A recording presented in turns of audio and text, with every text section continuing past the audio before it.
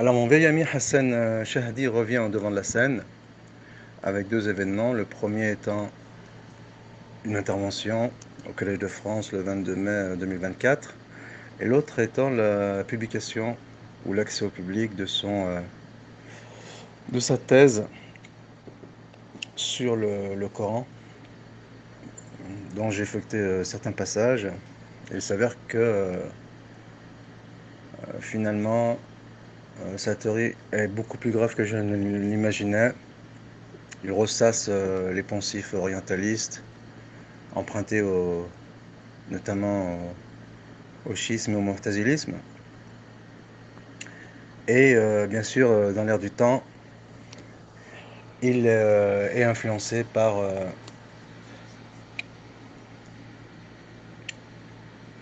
la société matérialiste et sécularisée qui a relégué au second plan la dimension spirituelle de l'homme. Et bien sûr, cette approche elle est biaisée, étant donné que l'homme, avant d'être un homo sapiens, un être doué de raison, il est homo religius, c'est-à-dire il est avant tout spirituel. Il est avant tout mu par sa dimension, par sa force émotionnelle, avant d'être mu par sa force intellectuelle. Et les sociétés primitives, elles sont régies par la force émotionnelle. Donc c'est la raison pour laquelle, notamment, on a un regard méprisant envers la société primitive musulmane et qu'on extrapole leur vécu selon le prisme des sociétés en phase terminale de décadence. Et forcément, il y a un décalage. Et donc les sociétés primitives sont essentiellement mues par leur force intellectuelle, émotionnelle. Ensuite, avec le développement de l'urbanisation et des besoins sociétaux qui passent des besoins primaires aux besoins secondaires et qui assurent un certain confort à leurs membres, tout en développant les outils de défense et d'attaque des sociétés ou des peuples ou des clans environnants, eh bien, la dimension intellectuelle, elle prend une part plus large dans la société. Ensuite, donc, un équilibre est malgré tout maintenu à un certain niveau. Ensuite, la société passe à un stade où la force intellectuelle prend le dessus sur la force émotionnelle, ce qui crée une dégénérescence et on assiste donc à une décadence. Et bien entendu, l'islam n'a pas échappé ou la civilisation musulmane n'a pas échappé à ce phénomène anthropologique. Et la société musulmane ou la civilisation musulmane ou la nation musulmane, elle a maintenu un certain équilibre jusqu'à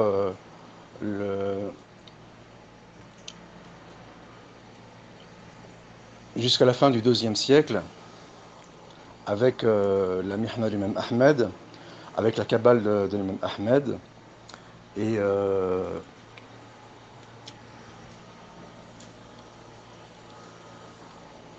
et la mainmise progressive du, de la pensée sécularisée et de la pensée matérialiste aux dépens des spiritualités, sur les traces d'une autre société décadente, puisque comme l'explique René Guénon, l'histoire de l'humanité marche en cycle, et donc la société grecque était en fin de cycle, et elle a légué son héritage aux sociétés décadentes qui ont suivi, dans un premier temps le judaïsme et le christianisme, et puis à partir du 8e siècle musulman, où, même si les balbutiements ont commencé plus tôt, elle a contaminé la société musulmane, qui a sombré dans le matérialisme. Et ensuite, l'Occident a repris cet héritage aux musulmans. C'est la Renaissance et le développement des sciences expérimentales Et pour pondre au XXe siècle une vision entièrement sécularisée de la vie, une vision cosmologique entièrement sécularisée et qui relègue au second plan la dimension spirituelle et religieuse de l'homme sous prétexte de remédier aux superstitions. Et bien entendu, l'orientalisme n'a pas échappé à ce travers, bien qu'il se revendique au summum de l'objectivité, même s'il ne dit pas cela en ces termes, et fort de son pouvoir scientiste et de ses outils d'analyse. Nous sommes donc dans l'ère de la quantité. La quantité, la force intellectuelle, aux dépens de la qualité, la force émotionnelle. C'est ce qu'Yves de Guénon appelle le règne de la quantité. Et ce même René Guénon se plaint de ces ascendances quantitatives qui met à mal la dimension spirituelle de l'homme sous prétexte du modernisme et sous prétexte d'avoir les outils matériels à même de dissiper encore une fois les superstitions anciennes. Okay. Dans un passage, René Guénon dit « En voulant séparer radicalement les sciences de tout principe supérieur, sous prétexte d'assurer leur indépendance, la conception moderne leur enlève toute signification profonde et même tout intérêt véritable au point de vue de la connaissance. Et elle ne peut aboutir qu'à une impasse, puisqu'elle les enferme dans un domaine irrémédiablement borné. Le développement qui s'effectue à l'intérieur de ce domaine n'est d'ailleurs pas un approfondissement comme certains se l'imaginent. Il demeure au contraire tout superficiel et ne consiste qu'en cette dispersion dans le détail que nous avons déjà signalé, en une analyse aussi stérile que pénible et qui peut se poursuivre indéfiniment sans qu'on avance d'un seul pas dans la voie de la véritable connaissance. C'est d'ailleurs une singulière illusion propre à l'expérimentalisme moderne que de croire qu'une théorie peut être prouvée par les faits, alors qu'en réalité les mêmes faits peuvent toujours s'expliquer également par plusieurs théories différentes, et que certains des promoteurs de la méthode expérimentale, comme Claude Bernard, ont reconnu eux-mêmes qu'ils ne pouvaient les interpréter qu'à l'aide d'idées préconçues. J'insiste bien sur le terme idée préconçue, l'expression idée préconçue, sans lesquelles ces faits demeureraient des faits bruts, dépourvus de toute signification et de toute valeur scientifique. Nous nous proposons surtout ici de dissiper ces confusions plus ou moins voulues et dues pour une bonne part aux abus de la trop fameuse méthode historique, qui veut à toute force voir des emprunts partout où elle constate certaines similitudes. Il est parfaitement normal qu'une même science se rencontre dans les traditions diverses, car la vérité dans quelque domaine que ce soit ne saurait être le monopole d'une seule forme traditionnelle à l'exclusion des autres. Ces dernières de ces sciences procèdent en effet des premières en un certain sens. Ce n'est point par évolution au progrès, comme on le prétend, mais au contraire par dégénérescence. Et ceci appelle encore quelques explications.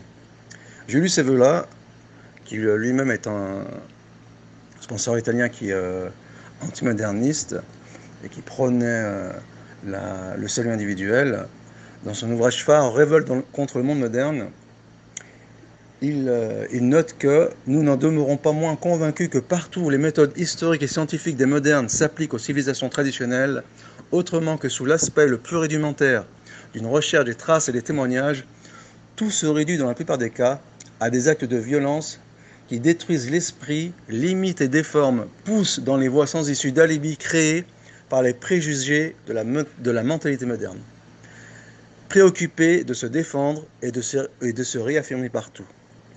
Dans le même ouvrage, Julius Evola rappelait cette vérité flagrante. À titre d'entrée en matière, nous dirons que rien n'apparaît plus absurde que cette idée de progrès qui, avec son corollaire de la supériorité de la civilisation moderne, s'était déjà créé des alibis positifs en falsifiant l'histoire, en insinuant dans les esprits des mythes délitaires, en proclamant sa souveraineté dans ces carrefours de l'idéologie plébéienne dont, en dernière analyse, elle est issue, il faut être descendu bien bas pour en être arrivé à célébrer l'apothéose de la sagesse cadavérique, seul terme applicable à une sagesse qui, dans l'homme moderne, qui est le dernier homme, ne voit pas le vieil homme, le décrépit, le vaincu, l'homme crépusculaire, mais glorifie au contraire en lui le dominateur, le justificateur, le vraiment vivant. Il faut en tout cas que les modernes aient atteint un bien étrange état d'aveuglement pour avoir sérieusement pensé pouvoir tout jauger à leur aune et considérer leur civilisation comme une civilisation privilégiée en fonction de laquelle était quasiment préordonnée l'histoire du monde et en dehors de laquelle on ne pourrait trouver qu'obscurité, barbarie et superstition.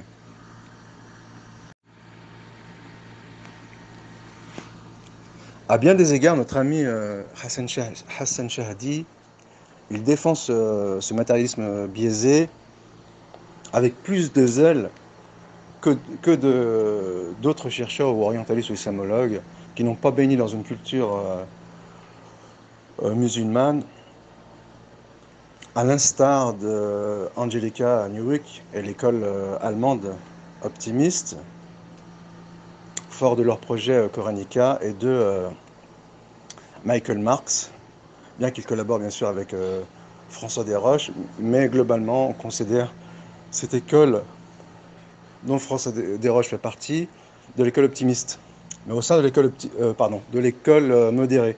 Mais au sein de cette école modérée, il y a des degrés, et il me semble, bien sûr, je ne suis pas un spécialiste, il faudrait creuser dans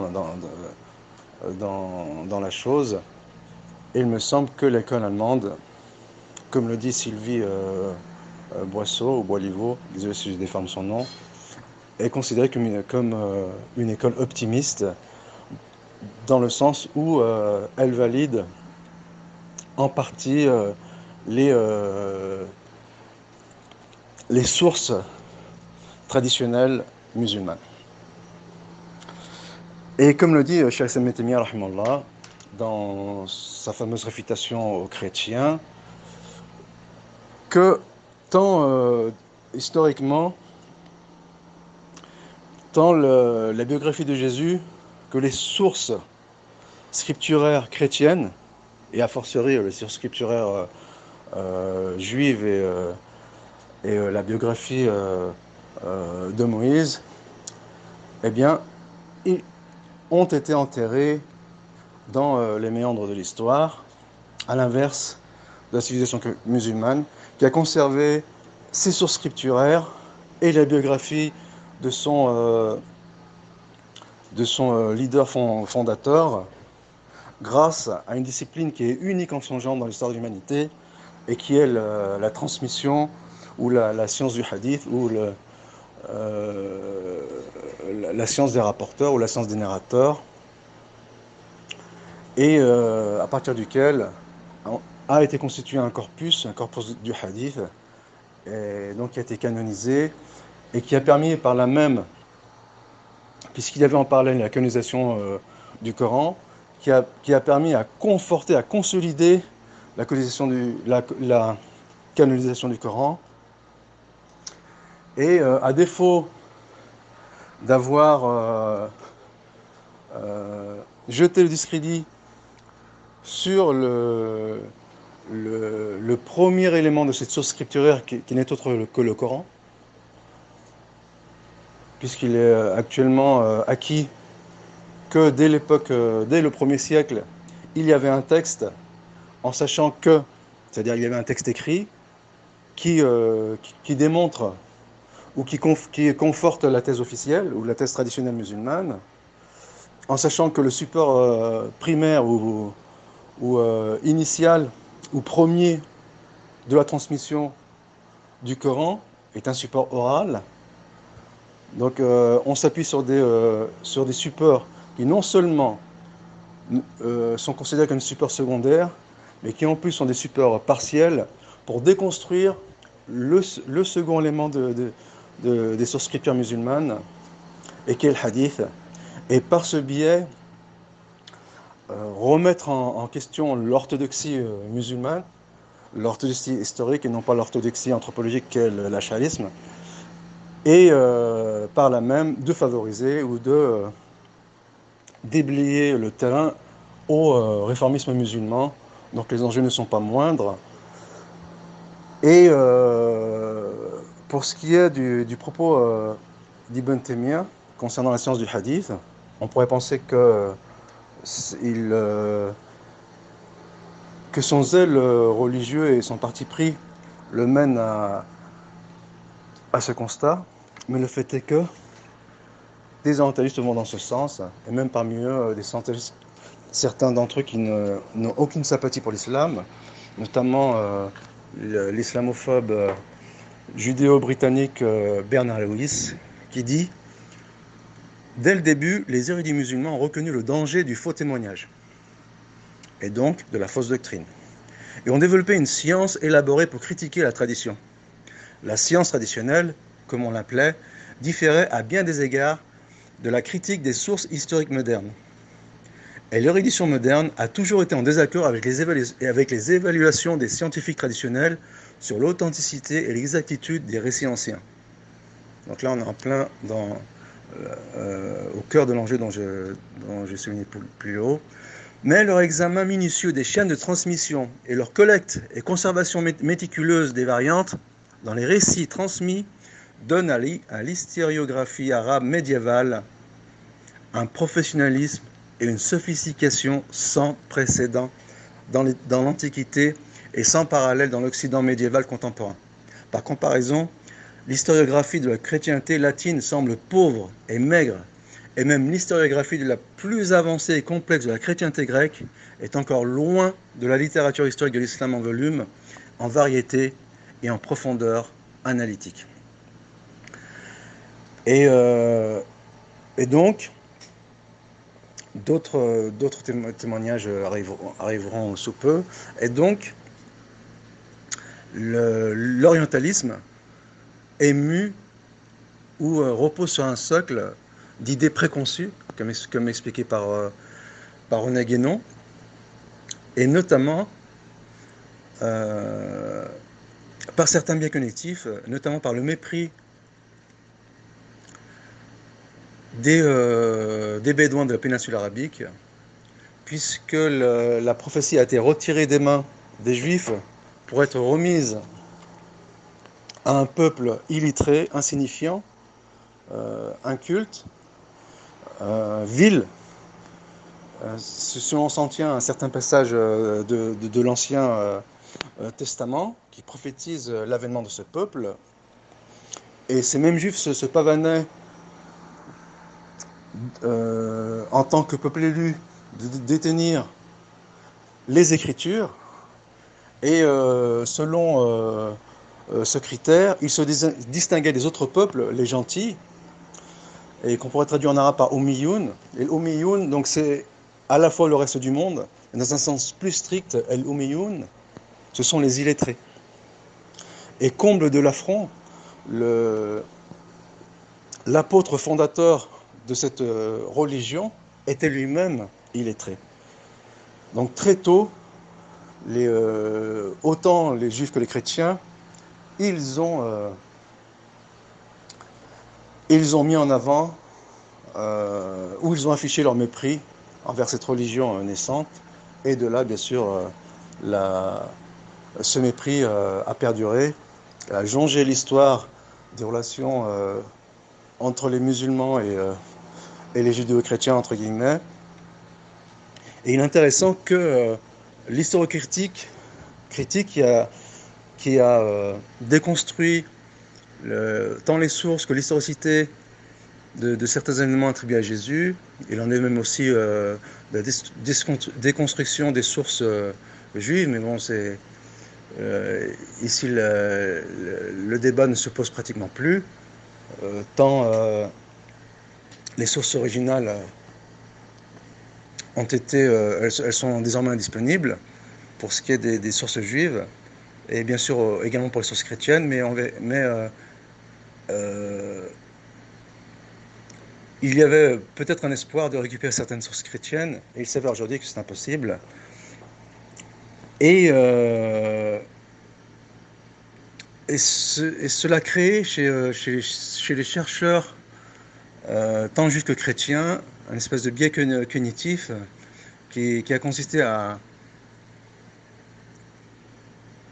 projeter leur frustration sur les musulmans et à réclamer que, que la tradition musulmane elle soit examinée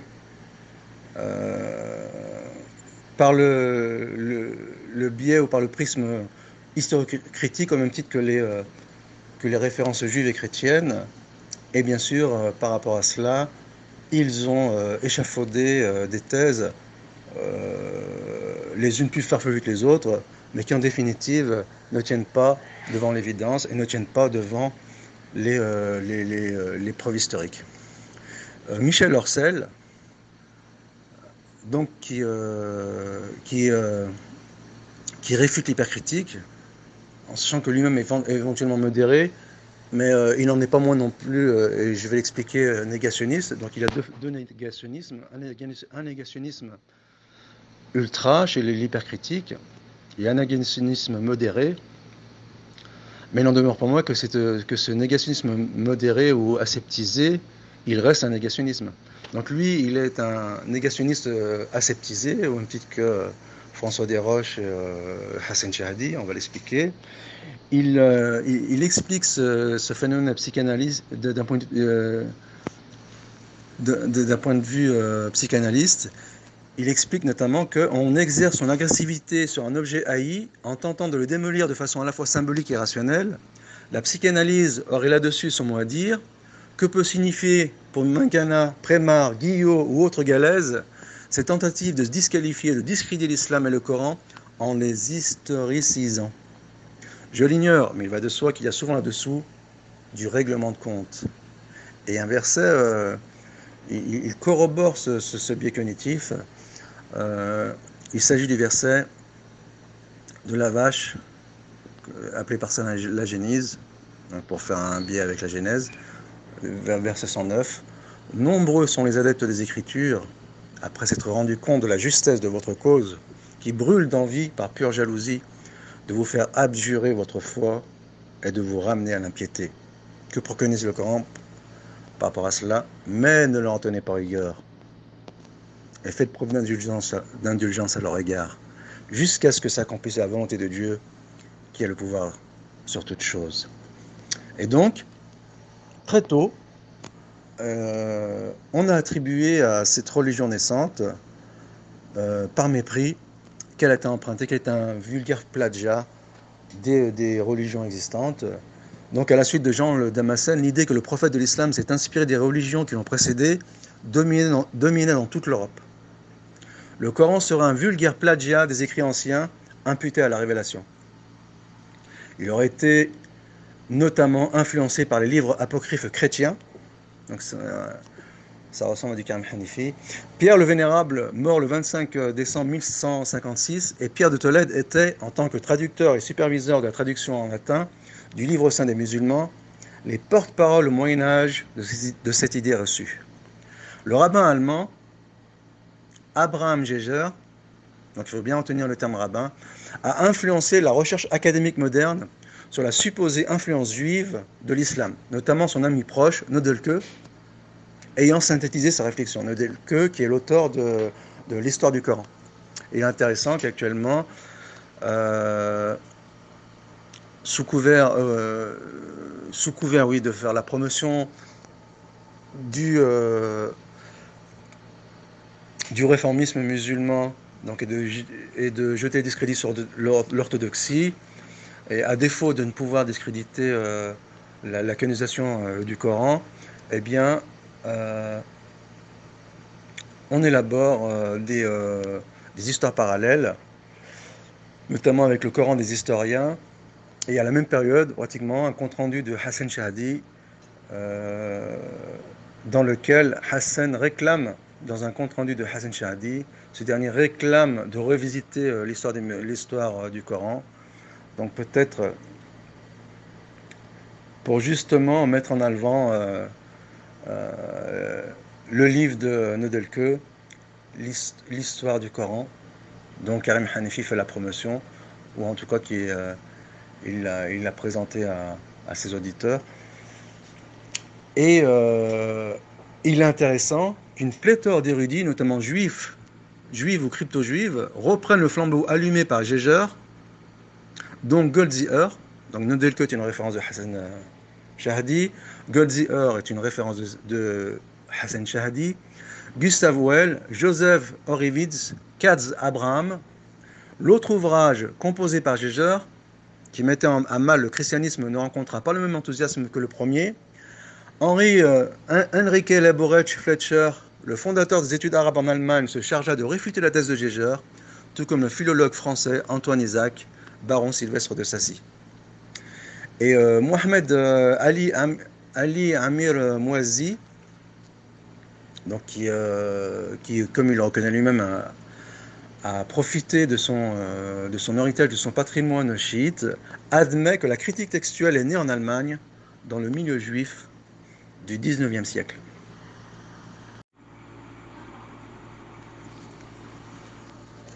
C'est l'anglican William Sinclair Tisdale, dans son livre The Original Source of the Quran, qui vulgarisa l'idée que le Saint-Coran n'est que la pâle imitation des livres apocryphes chrétiens. Malgré un style plutôt propagandiste, son ouvrage reçut l'approbation des milieux académiques, note François de Blois.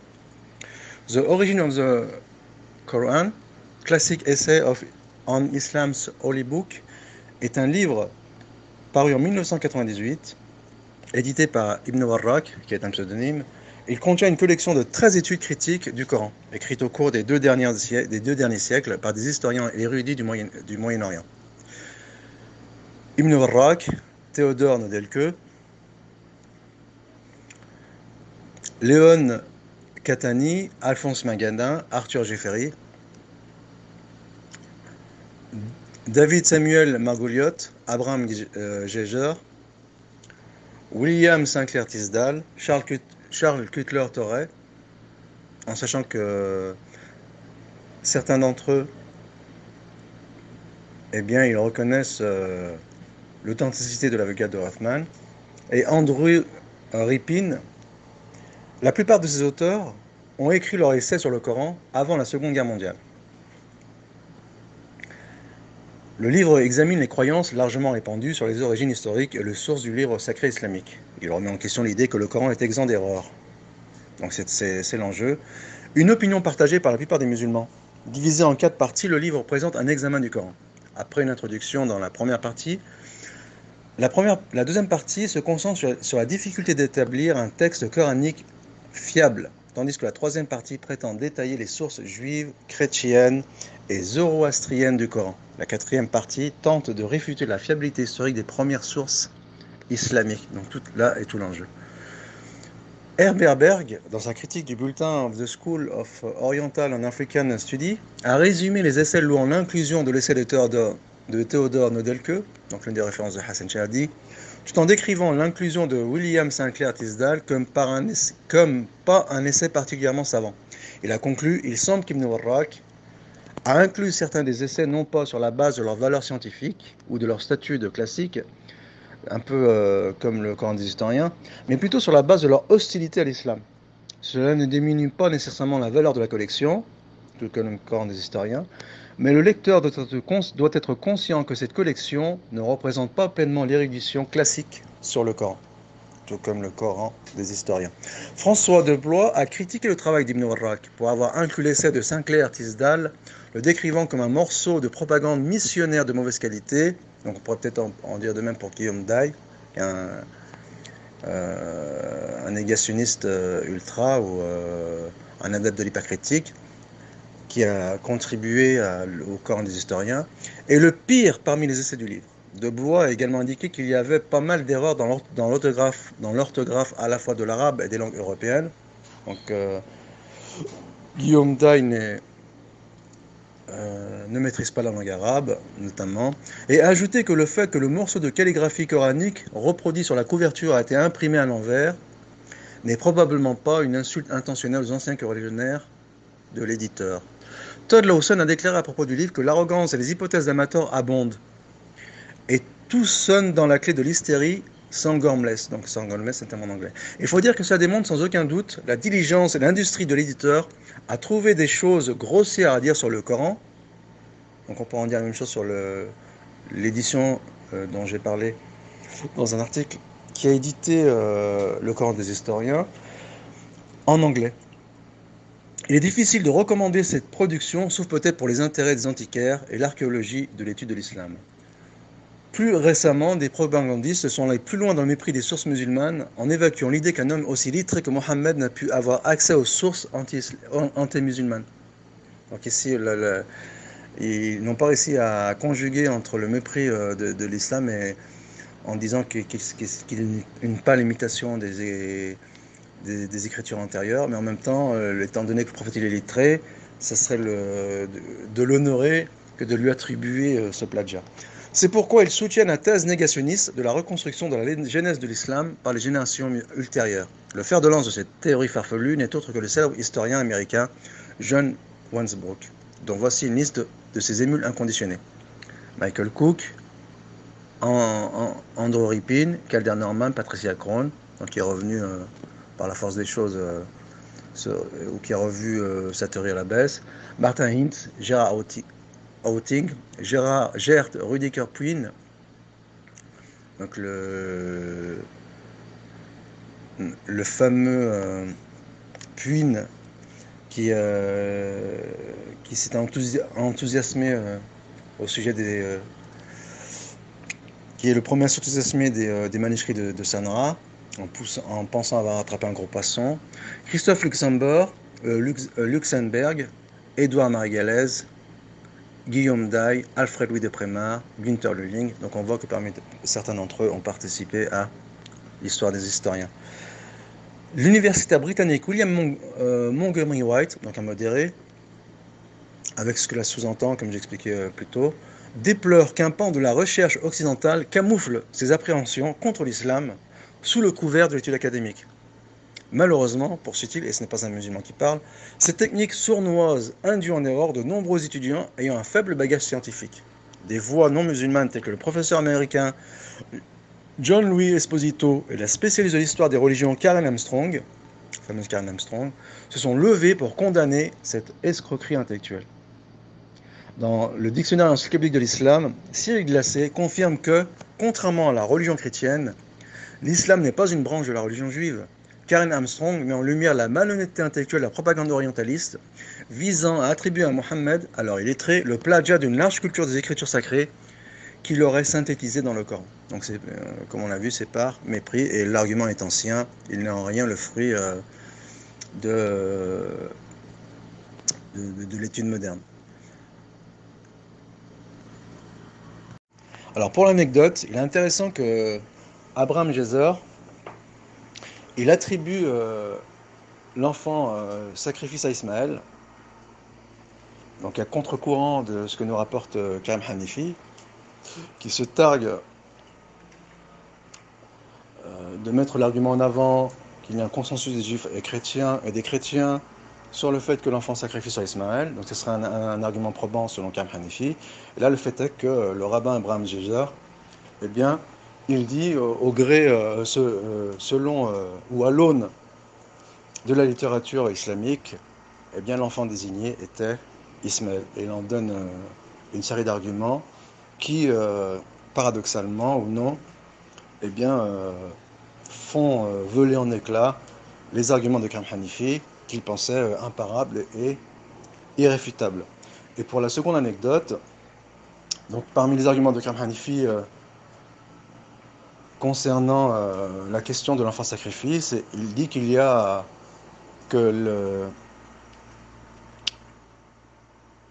qu'Ismaël a été retenu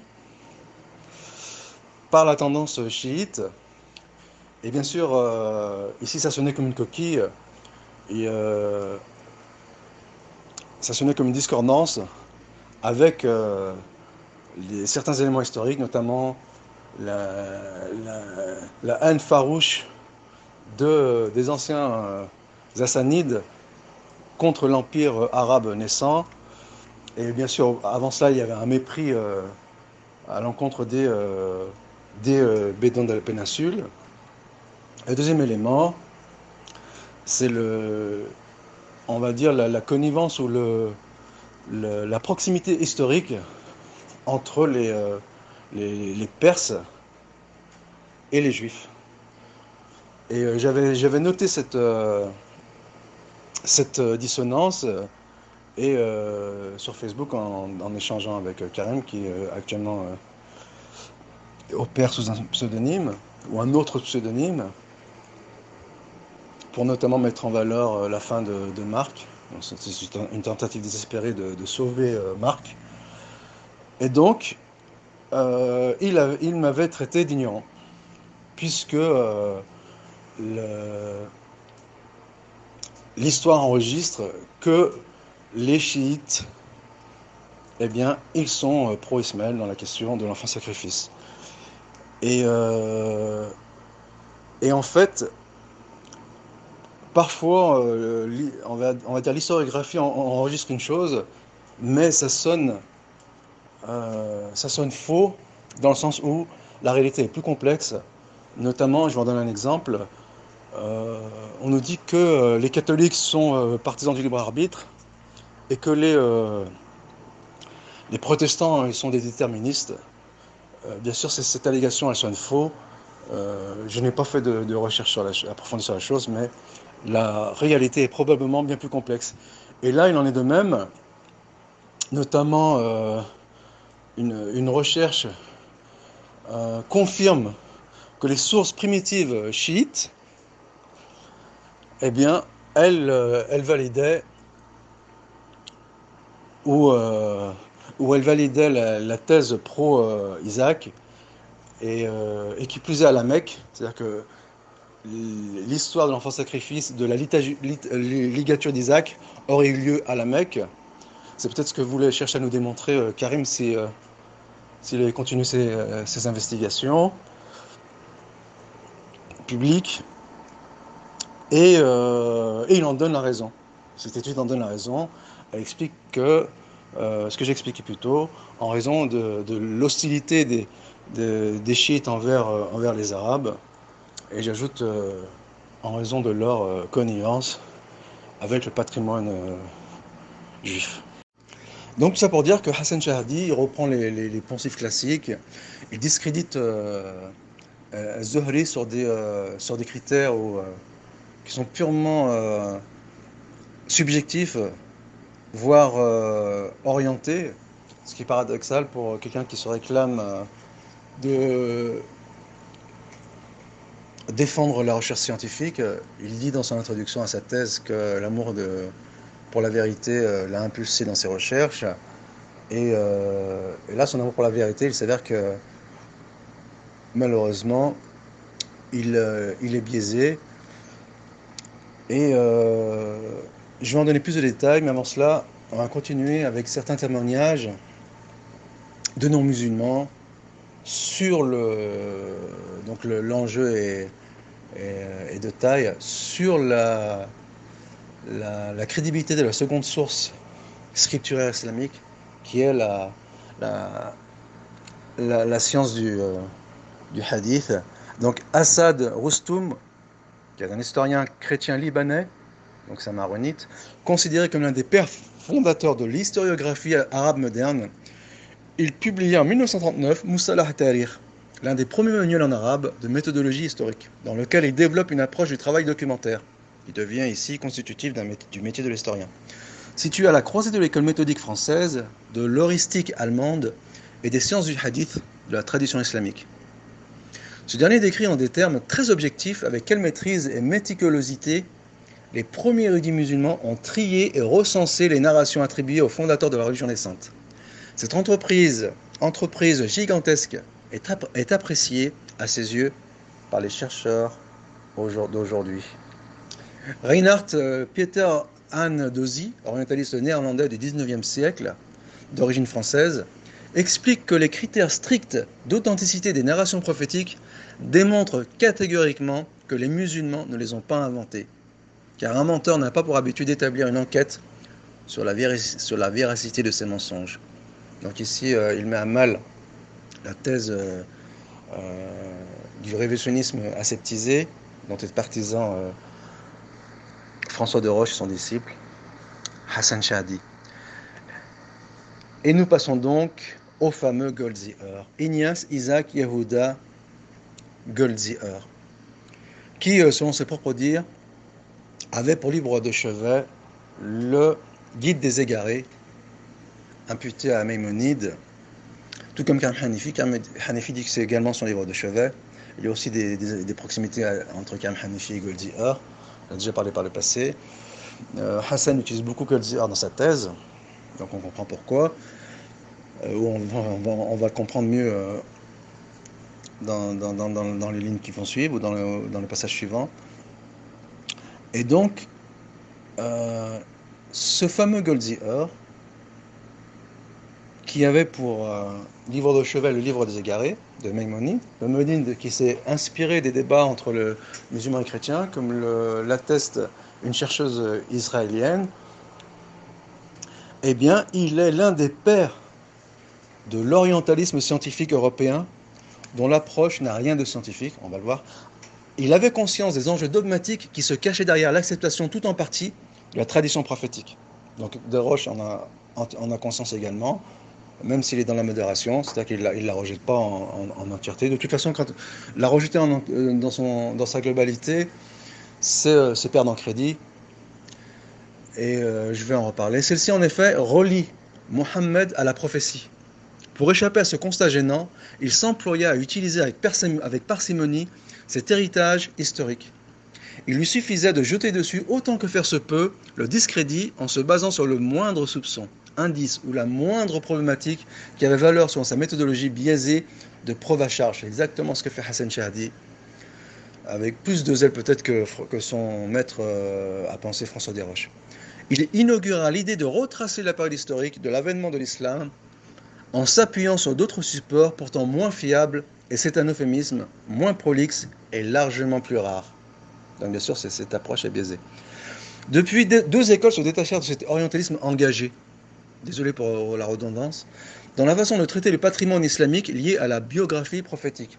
D'un côté, il y avait les négationnistes, je vais dire ce que j'appelle moi les négationnistes ultra ou purs, menés par John Edward Wansbrook et ses ouailles, qui rejettent d'un trait tous les supports biographiques écrits par des autorités savantes musulmanes, jugés apologistes et donc non crédibles. Et d'un autre côté, plus aseptisé, se tient l'orientalisme traditionnel, guidé par William Montgomery White, donc c'est ce que j'appelle le négationnisme aseptisé, qui accepte, bien que modérément, les traditions islamiques classiques en tant que récit historique de la vie du prophète. Ce dernier mouvement, aux yeux du chercheur américain palestinien Wael Hallaq, tire sa légitimité de sa modération supposée entre le révisionnisme orientaliste et l'apologétisme musulman. Pourtant, son rejet sélectif est la marque de sa subjectivité. Donc cette remarque est valable pour François Desroches, son disciple Hassan. Et on pourrait dire que ce négationnisme modéré ou aseptisé, il est plus sournois, quand bien même ses tenants étaient émus par une bonne intention, il est plus sournois, ou en tout cas plus dangereux, que le négationnisme pur. De la même façon que l'ash'arisme, qui est paradoxalement plus proche de la vérité, eh bien il est plus dangereux, voire plus sournois, que le mu'tazilisme. Et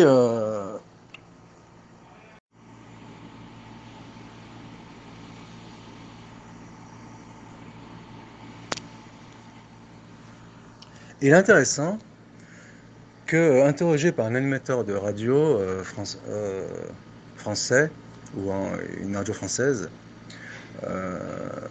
Michael Marx, donc de l'école allemande optimiste, fut interrogé sur le négationnisme de l'hypercritique, et on lui a demandé est-ce qu'il convient d'appeler cette approche de négationniste, et il a répondu que non. Il a répondu que non, et qu'il préférait l'expression, le terme plus précis à ses yeux, d'ultra-critique. Et je trouve que c'est assez révélateur, sans faire aucun procès d'intention, C'est révélateur dans le sens où l'orientalisme modéré lui-même procède à un, et c'est ce que fait euh, Desroches et son disciple Hassan Shahdi, ce que font Desroches et son disciple Hassan Shahdi, eh bien, il procède à un certain négationnisme que j'appelle négationnisme modéré. Et une étude récente soutenue à une thèse soutenue à l'université d'Édimbourg, elle montre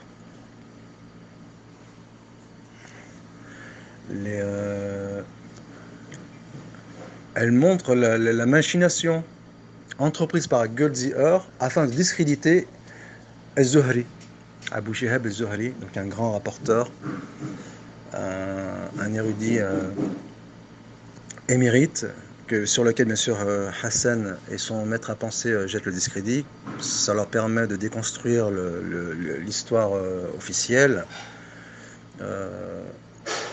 et donc bien sûr de jeter le discrédit sur l'orthodoxie et par là même déblayer le terrain au réformisme islamique, notamment en France. Et donc le Goldziher, qui est la référence d'un, on va pas dire absolu, mais d'un pan entier de l'orientalisme moderne, eh bien, il a construit sa thèse qui jette le discrédit sur Zuhri sur une énorme falsification, sur un énorme mensonge, malheureusement. Donc, comme les Omeyyades se sont fait un devoir de mettre en circulation des hadiths qui leur paraissaient désirables, donc c'est ce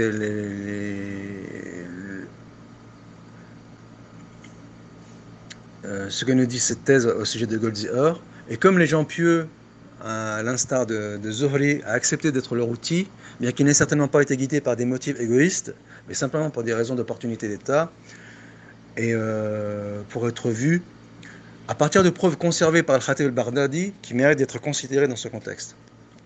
Donc ce texte est traduit de l'anglais, donc il n'est peut-être pas très bien traduit. On trouve ici un conte qui est transmis de diverses manières, depuis Abd al-Zarq, donc sous l'autorité d'Abd al-Zarq, on reviendra sur Abd al-Zarq et Senani, un disciple de Ma'mar ibn Rashid, au nom de ce dernier, Ma'mar lui-même appartenait à un groupe de disciples d'Az-Zuhri. Ce conte nous dit que l'Omeyyade Ibrahim ibn al-Walid, il n'est pas précisé s'il était souverain suivant de ce nom, est venu à Zuhri avec un carnet qu'il avait écrit. Il lui a demandé la permission de répandre les paroles qu'il contient sous forme de hadith, communiquées par Zuhri. Ce dernier a facilement donné cette permission. Qui d'autre aurait pu vous dire, vous enseigner ou vous dire le hadith? Ainsi, l'Omeyyade a pu faire circuler le contenu de son manuscrit sous forme de texte que lui a enseigné à Zuhri. Ce récit confirme pleinement, donc c'est ce que dit Goldziher, la volonté de Zuhri, dont nous avons cité un exemple ci-dessus, donc ce sont les paroles de Goldziher, de promouvoir l'intérêt de la dynastie par des moyens religieux. C'est la thèse bien sûr soutenue, c'est la thèse complotiste soutenue par Desroches et son disciple Hassan Shahdi. Ils ont étendu ce propos, c'est-à-dire que Zuhri, lui, était le maillon faible, où il était l'instrument à la botte des Omeyyades, et par la suite, Ibn Mujahid a été à la botte des Abbassides. Bien sûr, cette allégation est purement virtuelle, parce que dans les faits, une telle allégation, elle est impossible, elle est irréalisable, elle est purement virtuelle et utopique. Et donc, sa piété, en parlant de Zuhri, a probablement causé sa conscience d'être troublée à l'occasion, mais il ne put jamais résister à la pression des cercles dirigeants. Voilà ce que dit Goldziher. Donc il poursuit, le Ma'ammar que nous venons de mentionner a conservé une diction caractéristique des Zuhri. Ces émirs forçaient les gens à écrire des hadiths. Ce récit ne peut être compris que sur l'hypothèse de la volonté de Zuhri de prêter son nom, qui est en général estimé par la communauté musulmane, au gouvernement, aux vœux du gouvernement. Donc, la déclaration des Zuhri a été donnée dans un contexte qui est complètement en dehors de la question de la mention du hadith. Donc ici, l'auteur de la thèse, ou les auteurs de la thèse, se proposent de réfuter ce passage fondateur de l'orientalisme moderne, malheureusement, et où il montre sa fourberie. Le résultat est que Goldziher investit la diction des Zuhri avec un sens tout à fait autre que celui que lui a donné son auteur. Le texte complet de la parole des Zuhri, tel que rapporté par Ma'ammar, est: nous n'aimions pas écrire le hadith jusqu'à ce que ces émirs nous obligent à l'écrire. Alors nous avons pensé que nous devrions empêcher aucun musulman de faire de même. Donc c'est mal traduit. Ainsi, le texte exprime la volonté des Zuhri, son mécontentement d'écrire des hadiths, et par extension que d'autres les traditionnistes écrivent le hadith qu'ils ont entendu de lui, donc ses élèves. Ceci est encore confirmé par Abul Malek quand il dit: nous n'avons pas voulu écrire le hadith que nous avions entendu des Zuhri jusqu'à ce que Hisham, le 10e calife de la dynastie Omeyyade, l'ait forcé et il les écrivit pour les fils d'Hisham. Donc il voulait qu'ils deviennent son précepteur ou le précepteur de ses fils. Les gens ont alors commencé à écrire le hadith. Alors, un autre récit dit encore plus clairement que Zuhri avait l'habitude de les empêcher d'écrire le hadith. Donc, il refusait qu'on écrive le hadith, pour pas qu'il vienne encombrer justement la canonisation du Coran. Qu'il leur avait communiqué. Cependant, il n'a donné que la permission aux gens d'écrire le hadith après que Hisham l'ait forcé à le dicter à ses fils. Donc, pourquoi lui-même le dictera à ses fils le hadith et qu'en même temps il l'interdira à ses élèves. Après avoir fini de dicter le hadith au fils d'Hisham, Zuhri convoqua les traditionnistes et leur dicta le même hadith. Donc par esprit de justice et d'équité. Donc on est loin de ce que lui prête Goldziher. Il faut aussi noter la mauvaise interprétation par Goldziher des propos des Zuhri en disant les émirs nous ont obligés à écrire le hadith, ou nous ont obligés à forger le hadith. Alors qu'en réalité, ces émirs nous ont forcés ou nous ont obligés à écrire le hadith et non pas à forger le hadith. Le premier envoie clairement à l'écriture des hadiths, alors que ce dernier insinue l'idée, donc Goldziher, avec cette interprétation fallacieuse, insinue l'idée d'invention. Et il faut savoir que les travaux de Goldziher, ils font autorité jusqu'à nos jours. Et la preuve, c'est que on continue toujours à promulguer cette thèse complotiste selon laquelle Zuhri était à la botte des Omeyyades et qu'il forgeait le hadith.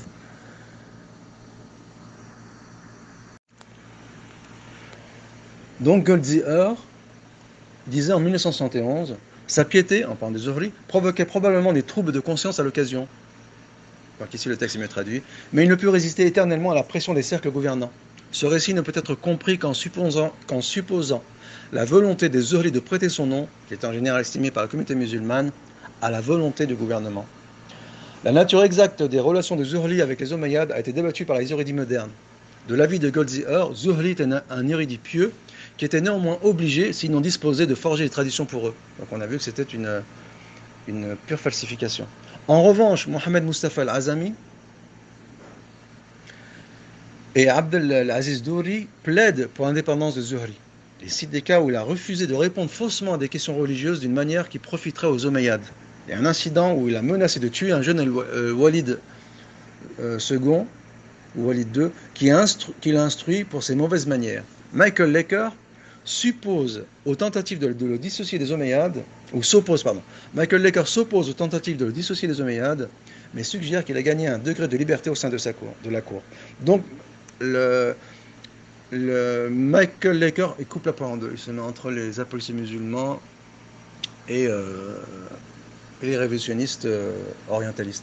Mais le fait est que Michael Lecker lui-même, il n'est pas habitué où il omet un point important, qui est le loyalisme traditionnaliste. Tant Moujahid avec les Abbassides que Zuhri avec les Omeyyades, eh bien, ils étaient tenus par un pacte d'allégeance. Et ils devaient donc obéissance aux autorités en place, bien sûr sans compromission. Et ils avaient envers eux un devoir de loyauté. Donc, voir par exemple chez l'Azami en 1978, on va revenir sur l'Azami. un passage dans lequel il dit: cependant, d'après un argument houleux de Hichem, il est évident que Zuhri était libre de l'influence omeyyade. Donc, il est arrivé à Zuhri à réfuter promptement les émirs omeyyades. Donc l'islamologue germano-britannique Joseph Schacht jette le discrédit sur l'héritage du droit canonique islamique qui sera la somme de fabrications scripturaires tardives à partir du IIe siècle. Donc il faut savoir que cette thèse est encore en vigueur, même si l'hypercritique s'est essoufflée pour des raisons somme toute très légitimes. Mais cette approche est encore en vigueur. On le voit donc avec Hassan Shahdi et son maître à penser François Desroches. Cette étude approfondie, réalisée par l'un des plus grands érudits de l'islam, présente une analyse détaillée, donc il parle du travail de al-Ardami, et une critique de l'œuvre orientaliste classique. L'origine de la jurisprudence mahométane de Schacht, donc c'est le titre de livre, le travail d'Ardami examine les sources utilisées par Schacht pour développer sa thèse sur la relation entre la loi islamique et le Coran, et expose des défauts fondamentaux dans la méthodologie de Schacht qui conduisent à des conclusions non étayées par les textes examinés. Ce livre est une contribution importante, donc le livre de l'Ardami, aux études juridiques islamiques d'un point de vue islamique. Dans ce domaine, le docteur al-Ardami a accompli un travail de pionnier de la plus haute valeur, et il l'a fait selon les normes exactes de l'érudition. Donc le docteur Mohamed Mustafa al-Ardami, qui est professeur en sciences de hadith à l'université du roi Saoud, où il a enseigné depuis 1973. Il a obtenu un doctorat en études islamiques à l'université de Cambridge en 1967, a étudié à l'université de l'Azhar en Égypte et à Dar al-Ulum en Inde. Il est l'auteur de nombreux livres et articles des premiers hadiths. En 1980, il a reçu le prestigieux prix du roi Faisal pour ses recherches et ses présentations sur la sunna. Et donc, voici d'autres témoignages sur qui témoignent d'un non-parti pris, parce que venant de la bouche de non-musulmans. Franz Rosenthal, cet intellectuel juif ayant échappé aux persécutions nazies, traducteur de la Muqaddima du génie Ibn Khaldoun, pour reprendre ces termes, met en exergue la crédibilité de la littérature musulmane médiévale en tant qu'outil historique et vante les vertus de l'historiographie islamique, comparativement notamment avec ce qui se faisait en Europe à la même époque. Alors, il faut souligner que l'orientalisme est une aubaine en réalité pour les musulmans, à plus d'un titre. Alors, aussi déstabilisant soit-il, donc il faut séparer le bon grain de l'ivraie. Il est une aubaine dans le sens où déjà les orientalistes modérés, aussi défectueuses sont leurs conclusions, parfois, pas toujours, ils réfutent les orientalistes ultras. Ça, c'est une première chose. Donc, les orientalistes se réfutent entre eux. La seconde, c'est que cet orientalisme-là a mis en place des moyens colossaux et ils ont cultivé, expérimenté ou maîtrisé une grande rigueur académique, et ils ont donné accès aux musulmans des richesses insoupçonnées et des trésors du Coran, et auxquels eux-mêmes n'avaient pas accès. Et ce qui est intéressant aussi, bon, c'est à double tranchant, c'est que eux, bien sûr, ils sont émancipés des tabous qui empêchent certains, on va dire, l'érudition musulmane d'aller aux confins de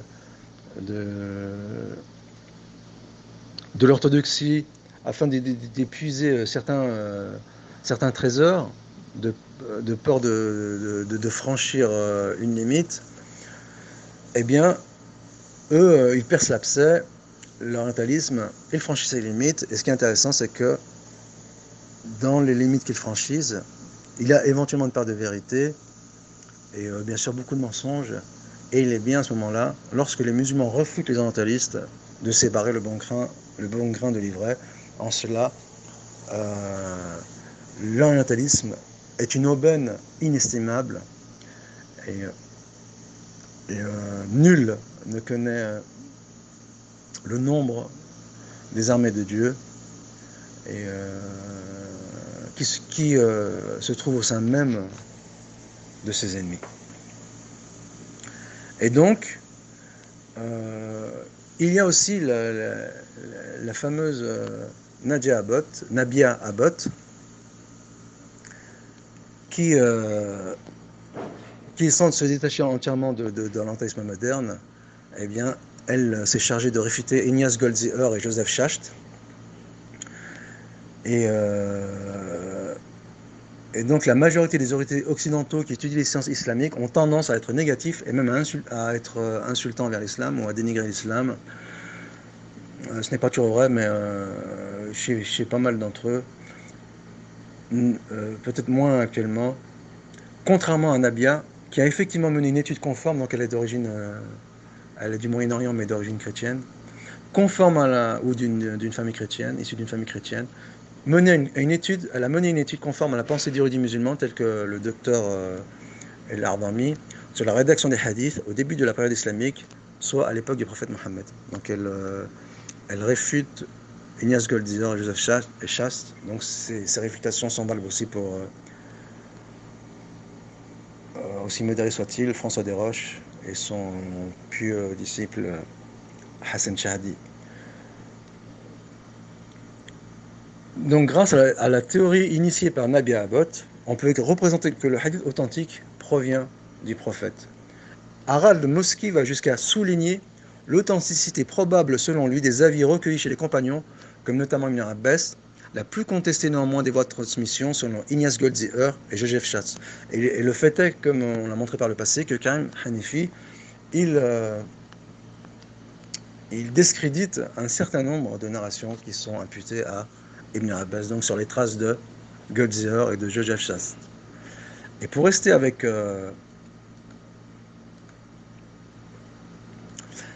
Motzki, Harald Motzki, il est l'auteur d'un livre, The Origin of Islamic Jurisprudence, Meccan Fight Before the Classical Schools, traduit de l'allemand par Marion Katz. Donc, ce volume représente la traduction entièrement revue et augmentée d'un ouvrage paru en 1991 sous le titre de donc en allemand. Il s'agit d'un travail qui avait fait date et dont il importe de rendre compte à présent dans le RHR. Pour résumer de façon fort schématique, Harald Motzki reprend l'analyse de la question du développement historique du droit musulman. Pour les historiens musulmans, la jurisprudence a suivi une évolution linéaire et continue depuis les enseignements oraux du prophète, s'amplifiant par ceux de ses compagnons, puis de la génération ultérieure, dite des suivants, donc les tabi'in, c'est les successeurs, jusqu'à la constitution des grandes écoles de droit, en passant par l'intermédiaire d'une tradition orale connue, dûment contrôlable et progressivement mise par écrit. La critique historique contemporaine avait mis à mal cette vision linéaire, donc qui est reprise jusqu'aujourd'hui par un pan de l'orientalisme moderne. Ignaz Goldziher avait mis en doute la fiabilité des transmissions orales, donc on sait désormais quel procédé machiavélique il a utilisé, et suggérait que les décisions des premiers juristes avaient précédé l'affirmation de l'autorité de la tradition. Donc cette thèse encore soutenue malheureusement par l'orientalisme modéré, mais c'est surtout Joseph Schacht, The Origin of Mohammedan Jurisprudence en 1950, qui retourna complètement la vision traditionnellement admise. Donc le livre d'Ignaz Goldziher, il est de 1884, et celui de Joseph Schacht, il est de 1950. Pour lui, le droit musulman se développa d'abord à partir d'une pratique juridique concrète fondée sur l'opinion des premières générations de légistes. Et ce n'est qu'après coup que les savants musulmans s'efforcèrent d'en occulter les fondements trop humains et arbitraires en les rattachant aux enseignements des suivants, des compagnons, enfin du prophète lui-même, afin de lui conférer une valeur religieuse forte. C'est exactement la thèse de Hassan Shahadi et de François Desroches, qui sont pourtant classés parmi les modérés. Ils auraient alors élaboré des règles supposées anciennes de transmission des prescriptions juridiques, par la mention des chaînes de noms de transmetteurs par enseignement oral, aboutissant au résultat paradoxal que les règles juridiques paraissant les plus anciennes, celles se référant à Mohammed lui-même notamment, seraient en fait souvent les plus récentes. Donc on est en plein complotisme. La position de Schacht revient donc à jeter un doute global sur la théorie classique de l'origine du droit musulman à le présenter comme une forme de vaste forgerie. Harald Motzki reprend les termes de cette critique et rappelle les réactions diverses qu'elle a suscitées depuis l'apparition de l'ouvrage de Schacht. Il commence par souligner les faiblesses d'une théorie qui met en doute la véracité des sources dont elle se sert par ailleurs pour étayer ses affirmations en établissant le départ entre éléments fiables et forgeries en fonction de positions a priori. C'est exactement ce que fait François Desroches et Hassan Shahadi. Mais il ne se limite pas à reprendre un débat maintes fois opéré ou maintes fois ouvert. Il entreprend une étude systématique d'un texte ancien publié en 1972 et que Schacht n'avait pas connu, le Moussanef de Yéminit Abdelazar et Sanani, donc, qui est mort en 1827 et qui a mis à mal bien sûr l'hypercritique, et qui représente une synthèse d'une tradition juridique diffusée à la Mecque principalement. La recherche de Motzki n'aborde pas la totalité du recueil de Sanani, dont l'édition récente comprend 11 volumes, mais un chapitre conséquent, celui qui a trait au mariage et au divorce. Il analyse soigneusement les autorités citées par Sanani, le lien qu'il y a les différents maîtres à leurs disciples, la formulation exacte des affirmations ou réponses à des questions, comment Sanani a noté l'enseignement des personnalités comme Ibn Jurayj en 767 et lui-même auteur d'un recueil écrit, et comment celui-ci a colligé ces informations chez ses propres maîtres, comme Ata ibn Abi Rabah, mort en 733, et Amr ibn Dinar, mort en 743. Il remarque, comme notamment Ata ibn Abi Rabah et Amr ibn Dinar, il remarque la grande diversité des voies de la transmission, les débats, voire les incertitudes explicitement inclus dans ses enseignements, l'attitude consistant à noter les avis d'un maître sans forcément les adopter servilement. Donc on voit l'indépendance des traditionnistes. Il en conclut que tout cela ne suggère pas du tout la forgerie. Au contraire, nulle part le procédé suggéré par Schacht, à savoir revertir un avis juridique tardif du poids moral d'une autorité ancienne, n'apparaît à l'évidence. Même si les citations des paroles du prophète, hadith, sont rares dans le Musannef, celles du Coran un peu moins, on rencontre partout les indices d'une transmission réelle, vivante, et non d'une vaste reconstruction a posteriori. Donc contrairement aux allégations de Hassan et de même s'il faut relativiser ce propos, et de François Desroches. Motzki va jusqu'à souligner l'authenticité probable, selon lui, des avis recueillis chez les compagnons, comme notamment Ibn Abbas, la plus contestée néanmoins des voies de transmission sur le Goethe Zehar et Schatz. Motzki aboutit donc à des conclusions d'une portée profonde pour l'histoire du droit, mais aussi pour les études islamiques en général. Comme souligné plus haut, il ne distingue pas de traces de reconstruction tardive systématique dans la transmission orale et débuts en droit musulman. Même si les distorsions, les exagérations, les erreurs, etc. ont pu s'y insérer, donc c'est humain. Même si l'avis indépendant des juristes a bel et bien joué son rôle, la position de Schacht lui semble globalement intenable. En conséquence, il considère que les dires dont fait état le Musannef, datant bien de l'époque à laquelle ils prétendent remonter, et l'on peut dès lors parler de l'éclosion d'une école de droit à la Mecque dès la première moitié du 7e ou du 2e siècle, selon le modèle écrit par les historiens musulmans. Donc c'est valable aussi pour la canonition du Coran. On jugera de l'importance de cette assertion en se rappelant que l'évaluation des modalités de transmission et de l'époque d'apparition des dires ne concerne pas seulement l'histoire de la jurisprudence, et celle, donc c'est ce que je viens de dire, de la plupart des autres sciences religieuses en islam, hadith, exégèse, histoire, grammaire même sous certains aspects. Donc cette analyse ne vient pas d'un musulman, elle vient de Pierre Laury dans Sciences et religion, revue de l'histoire des religions, édité en 2004.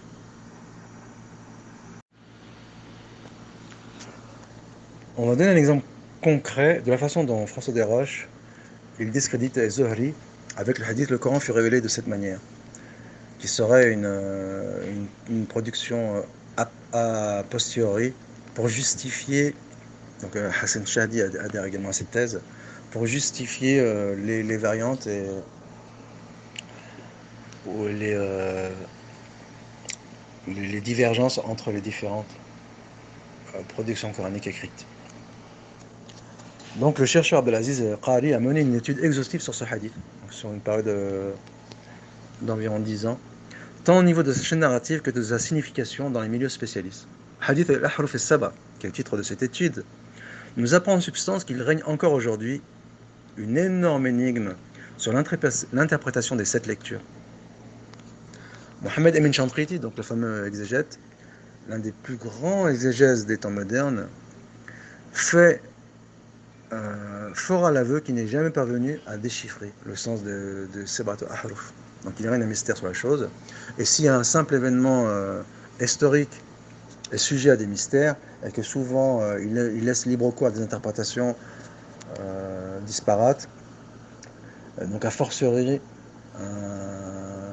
un enseignement, un événement dans lequel est intégrée une grande part métaphysique et transcendante, comme la conservation du Coran. Donc il faut faire preuve de modestie et avouer cette part de mystère. Et ce n'est pas du tout... c'est une approche qui est très rationnelle et qui n'est pas du tout à mettre au compte de superstitions. C'est d'ailleurs paradoxalement la clé qui met à mal la thèse orientaliste, car pour rejeter les discrédits sur cette lecture, il faut déjà savoir à quoi celle-ci correspondent, ce qui en soi est un miracle. Donc malgré leurs efforts à discréditer le Coran, l'orientalisme, eh bien, malgré lui, il renforce la crédibilité du Coran. Pourtant, les islamologues nous ont habitués à inverser les rôles. Là où le Coran montre sa splendeur, ils y voient des failles. Voilà, ça, c'est un problème qui malheureusement est récurrent. Une chose est sûre, est qu'ils sont passés maîtres dans l'art de la suspicion et des insufflations fallacieuses en vue de déstabiliser les musulmans les plus crédules, qu'ils savent incultes en la matière. L'autre volet de cette recherche porte sur l'analyse technique du texte en question. Il en ressort, mais est-ce étonnant, qu'il soit communément transmis et admis par les spécialistes. Donc matériellement, il est impossible que ce texte soit une invention a posteriori. Celle-ci est répertoriée par pratiquement tous les recueils de hadith. Il fut rapporté en effet par Bukhari, Muslim, Tirmidhi, Nasa'i dans son Sunan, mais aussi dans A'mal Yawm al-Layla, Abu Daoud, Malik, Ibn Hibban, Al-Qasim ibn Sallam, Abu Daoud al-Tiyalisi, Ahmed, Abu Ya'la, Abd al-Razzaq, dont on a parlé, Ibn Abi Shayba, Tabarani, Tahawi, avec de nombreuses versions dans Mushkilat al-Athar, Tabari, Al-Bayhaqi, Al-Hakim. En outre, dans Fadal al-Qur'an, Ibn Kathir a enregistré ces différentes voix narratives et Ibn Hajar s'est chargé, donc on va revenir sur Ibn Hajar, et Hassan Shahdi, s'est chargé d'en faire l'explication, tout comme Ibn Qutayba et Daynouri. Il fut également l'objet d'une analyse approfondie de la part de Al-Ajli, Abu Shama et Ibn al-Jazari. Dans sa chaîne narrative, nous trouvons en amont des compagnons illustres, tels que trois des califes, Omar, Uthman, Ali, Ubay ibn Ka'b, Abdullah ibn Mas'ud, Abu Huraira, Mu'adh ibn Jabal, Hisham ibn Hakim, Ibn Hizam, Ibn Abbas, Amr ibn al-As, Hudhayfa ibn al-Yaman, Ubada ibn Samit, Sulaiman ibn Sa'd al-Khuzai, Abu Bakra al-Ansari, Abu Talha al-Ansari, Anas ibn Malik, comme le rapporte Ubay, Samura ibn Jundub, Abu Juhayb al-Ansari, Abdurrahman ibn Auf, et même une femme, Ayyub. Il fut rapporté également par l'intermédiaire d'Abdurrahman ibn Abi al-Qari, al-Muswar ibn Makrama, sinon on s'en tient à l'hypothèse qu'il compte parmi les compagnons. Nombreux sont les successeurs de la première génération et les grandes références de la religion qui ont narré ce hadith grâce à une multitude de voix et de chaînes narratives. La seule histoire qui opposa Omar à Hisham nous est parvenue grâce à 3 voix narratives. Ce point, lui tout seul, démontre la thèse du spécialiste numéro 1 mondial de la canonisation du Coran, qui n'est autre que François Desroches.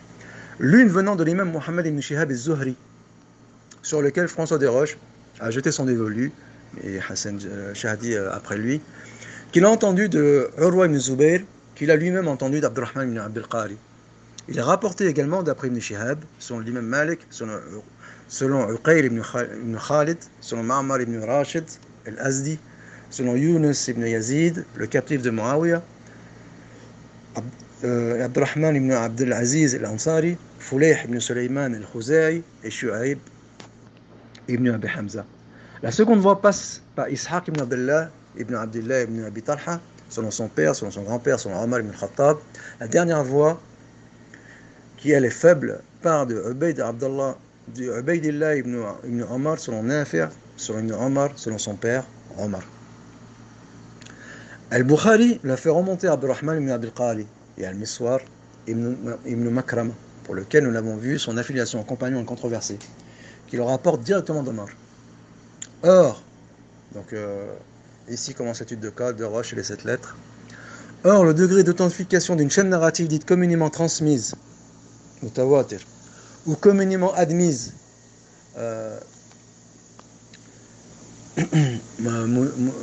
mutalaqqa bil qaboul, est un phénomène anthropologique qui n'est pas une construction apologétique musulmane, a posteriori. Les chercheurs de renom orientalistes le reconnaissent à demi-mot. Notamment, et ici ce n'est pas à demi-mot, le grand spécialiste Harold Motzki emboîte le pas à François Desroches qui tentera de noyer tant bien que mal le poisson après avoir reconnu que le communément transmis, donc celui qui reconnaît à demi-mot c'est Desroches, à défaut d'être infaillible selon leur méthode, est tout au moins extrêmement solide. On pourra constater alors la conclusion malhonnête à laquelle adhère Desroches. Je n'aime pas ce mot malhonnête, puisque je trouve que relativement Desroches est très honnête, mais ici cette conclusion elle s'impose à nous, comme on va le voir, qui est pourtant réputé pour son intégrité intellectuelle. Et oui, Desroches est globalement honnête.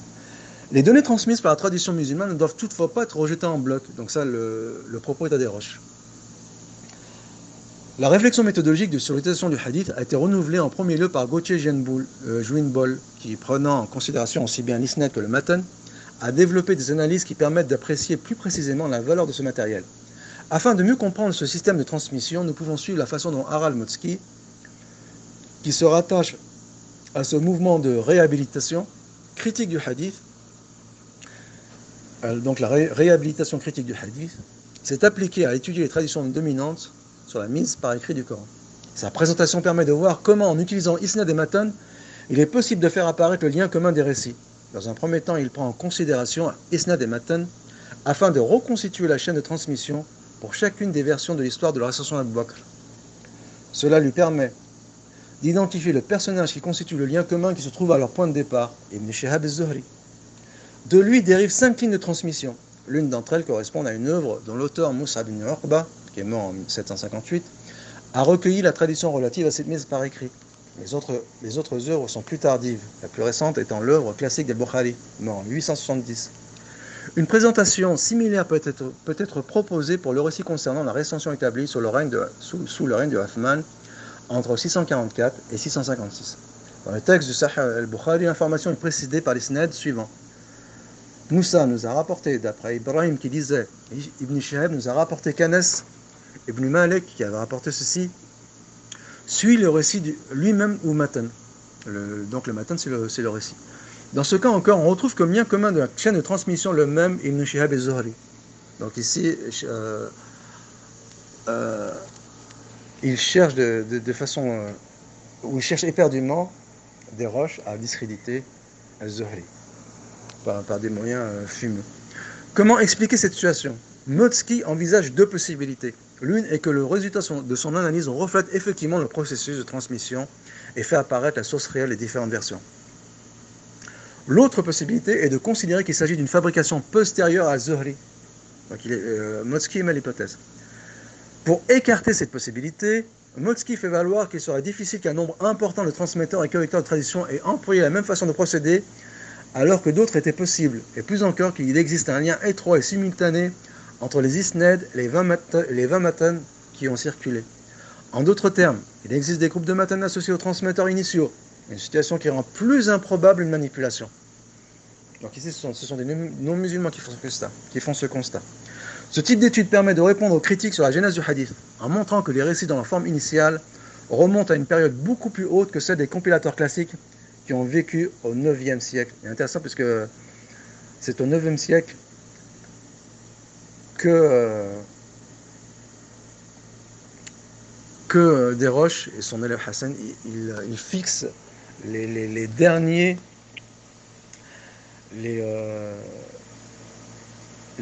peaufinements du corps.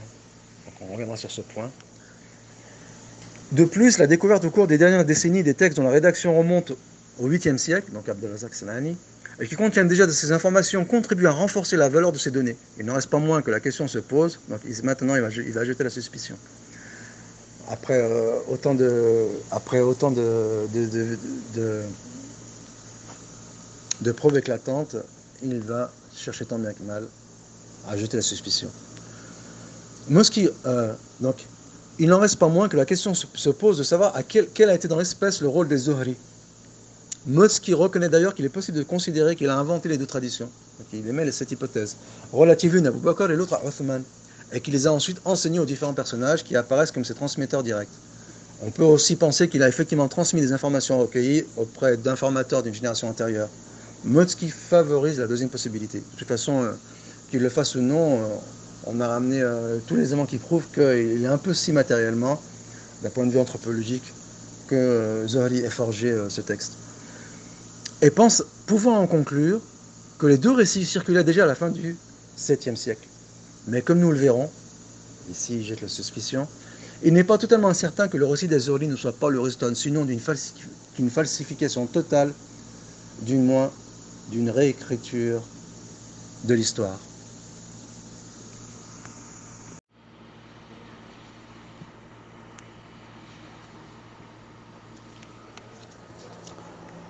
Donc, après avoir jeté le discrédit sur Ibn Shihab et Zuhri, et il le fera aussi pour Ibn Mujahid, pour accréditer la thèse que la composition du Coran,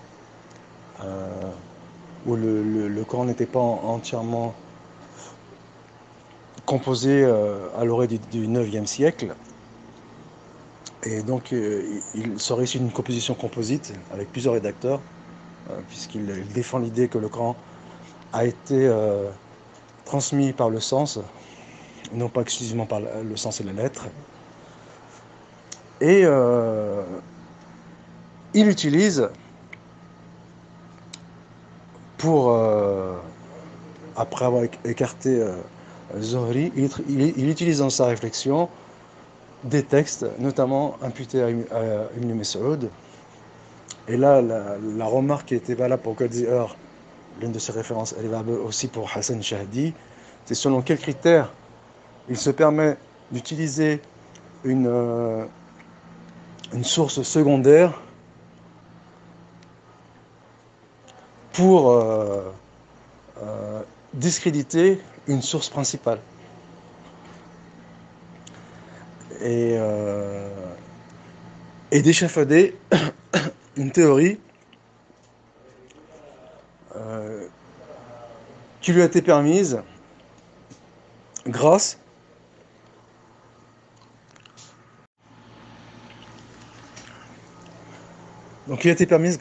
à un travail de sape lui ont donné les mamises pour, je me répète, échafauder sa propre théorie selon laquelle le Coran aurait été transmis par le sens. Bien sûr, cette approche est tout sauf scientifique, même extrêmement bancale. On va en donner d'autres éléments qui le prouvent, notamment la parole qu'il utilise d'Ibn Mas'ud. Comme le dit Cheikh Ibn Taymiyyah, on attribue à tort au dernier cité, donc Ibn Mas'ud, d'autoriser une récitation basée sur l'esprit du Coran et pas forcément sur la lettre. Et comme il dit Ibn Taymiyyah,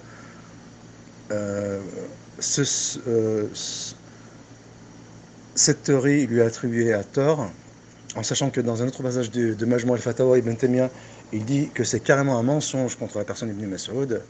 Donc ce dernier qui nous révèle, Ibn Mas'ud, j'ai observé les différents lecteurs et je me suis rendu compte que les diverses récitations qu'ils utilisaient se rejoignaient sensiblement. Cela revient à dire viens, avance ou approche pour exprimer la même chose. Alors vous n'avez qu'à réciter de la façon dont vous l'a apprise. Il dit réciter de la façon dont vous l'a apprise. Il ne dit pas que l'emploi des synonymes provient de la liberté des récitateurs. Il dit que dans la façon dont on vous a apprise, il y avait des synonymes. Et d'ailleurs, il imputera la même chose à Hassan à Shafi'i, que Shafi'i autorisait la transmission par le sens, alors que Shafi'i il parle des 7 lectures. Il dit si le hadith a été autorisé d'être transmis par le sens, si le Coran a été autorisé, transmis par le sens, c'est-à-dire dans le cadre des 7 lectures, donc transmis par le sens, il n'en reste pas moins une révélation, eh bien, a fortiori, il est autorisé de transmettre le hadith par le sens, qui n'a pas le statut de révélation euh, absolue, c'est-à-dire que dont la lettre et le sens proviennent uniquement du législateur céleste. Donc ici, il fait une analogie Shafi'i, mais sans du tout valider l'idée que le Coran a été transmis par le sens. Lui-même, il considérait, en sachant que ce point mérite de plus explication, que le caractère incréé du Coran était un blasphème impardonnable. Et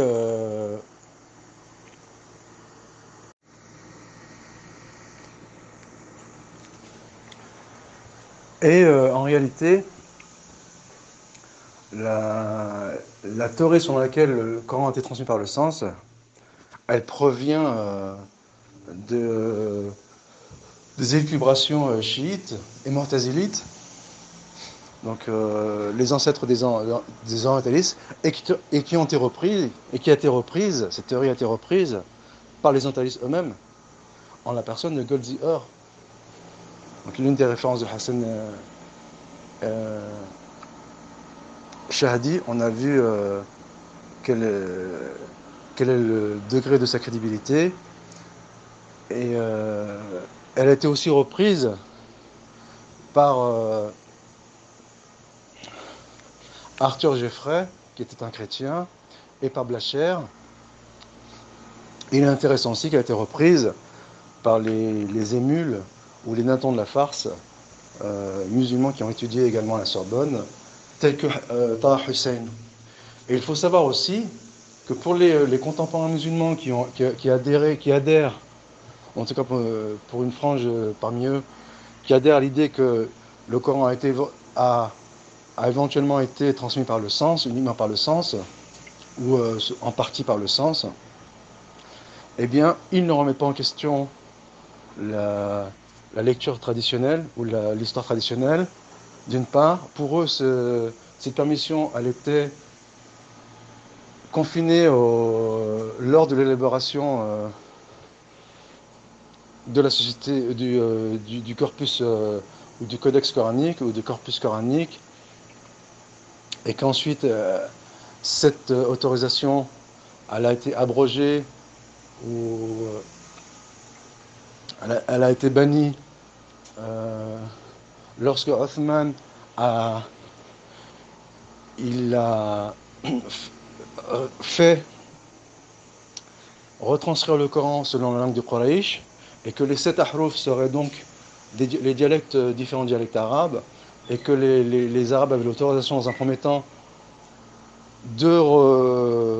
d'utiliser les synonymes qui étaient propres à leur dialecte, et selon cet avis, mais aussi bien qu'il soit faux, eh bien, une fois que Othman il a mis par écrit, il a couché par écrit le Coran, eh bien, il ne restait dans le Coran que la parole de Dieu. Voilà, donc c'est la différence avec l'opinion de Hassan. Et il est intéressant que Abdullah ibn Mas'ud lui-même, il nous dit ittabi'u wa la tabtadi'u faqad kufaytum waqra'u kama alimtum. Et Ibn Mas'ud, celui à qui Hassan il impute de transmettre le Coran par le sens, eh bien il dit n'innovez pas, contentez-vous de ce que vous avez été enseigné, et lisez-le, récitez le Coran comme on vous l'a enseigné. Et il est intéressant que l'un des passages que Hassan, ou l'un des passages de la thèse de Hassan, il exprime un petit peu l'état psychologique dans lequel se trouve Hassan. Il expose ses doutes. Ce serait très intéressant d'envisager cela sous un angle purement psychanalyste. Notamment Hassan, lors de ses interventions, alors il est dans une approche compulsive de déconstruction du Coran, et il participe, qu'il le veuille ou non, à la désacralisation du Coran. Et cette approche cette déconstruction compulsive, elle le dessert, puisqu'elle cache forcément des idées reçues, comme on l'a vu plus haut avec Julius Evola. Et donc il nous dit, pour exprimer ses doutes, l'étude de la tradition musulmane, et plus particulièrement des isnad, a pu montrer que le nombre des qira'at est très important. Les 10 variantes de lecture contiennent à peu près 1000 tariq. Elle a également montré que les modes de transmission entre les tabaqat étaient invalides selon la nomenclature du hadith, qui a servi de modèle par transmission de qira'at. Il est effectivement impossible d'affirmer que le texte coranique a été lu intégralement devant chacun des maîtres pour chacune des générations, pas même celle des compagnons et encore moins celle des tabi'in. Elle met en évidence le paradoxe de la transmission de qira'at et du hadith et de l'indulgence que les ulama ont à l'égard des qurra, qui sont garants du texte sacré. Critiquer ses rapporteurs est une atteinte portée au corpus coranique.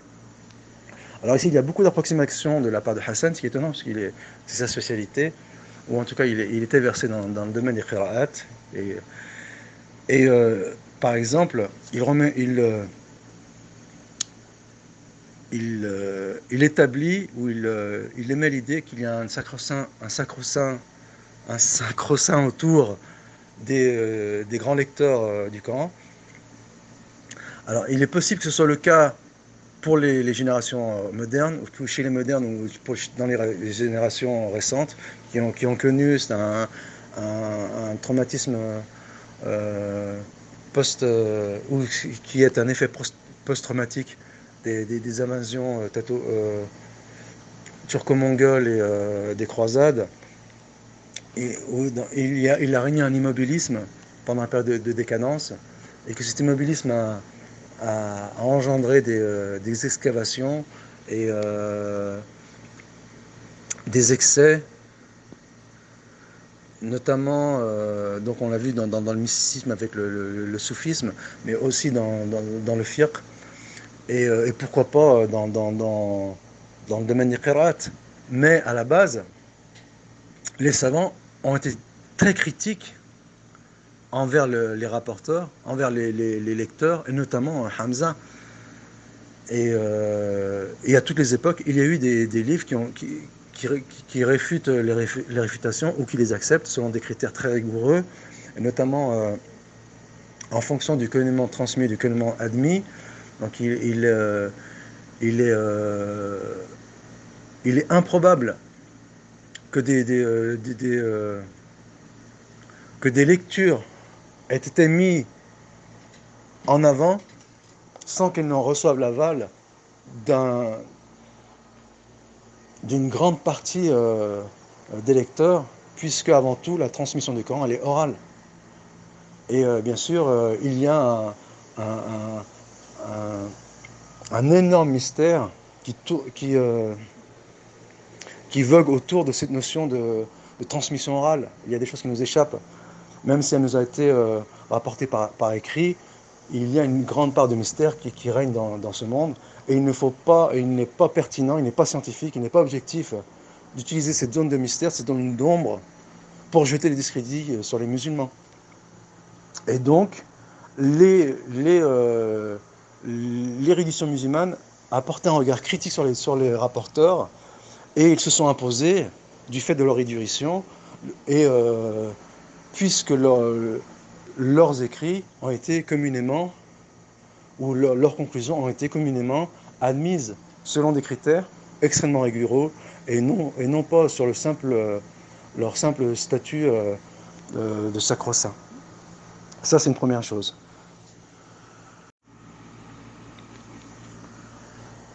Seconde chose, c'est que Hassan Shahdi, au même titre que le darwinisme,